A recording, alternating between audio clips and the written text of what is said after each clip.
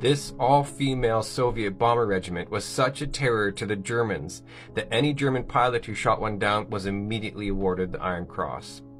Because of the swooshing sound made by their planes during the night during their bombing runs, the Germans labeled this as a broom sweeping through the air, and thus they were labeled the Night Witches. Major Marina Roskovoi, and I apologize if I'm pronouncing that wrong, was seen as the Soviet Amelia Earhart. When the war broke out, she received thousands of letters from young women who were desperate to know how they could play a part in the war.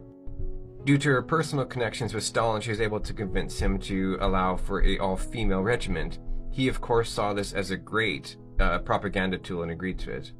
Still, these women were not seen as equal to their male counterparts. They were given planes like this one, for example, which was made out of wood and canvas and was meant for training or else dust cropping and not meant for military use.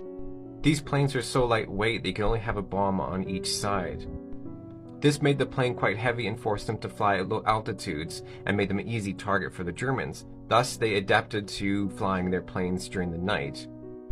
Another advantage of these planes is that they had great maneuverability.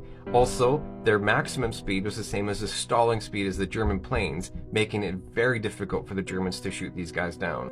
The Germans had all sorts of theories as to why these women were so successful.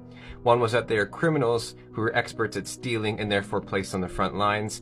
Another was that they were injected with something that allowed them to see at night. But I mean, these women were serious. For example, Sophia was at the airbase when German tanks advanced. She and another comrade were able to escape in the nick of time and hid under some haystacks out in the field. They were discovered by some civilians and were given some civilian clothes.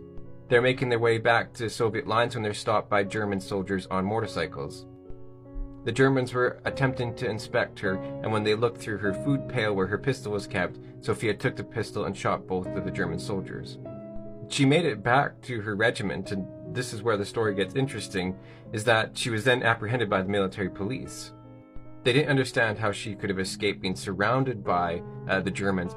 Also, she had destroyed her Communist Party card because she didn't want to be discovered with that on her. Despite the fact that she told the truth, her head was shaved and she was sentenced to death.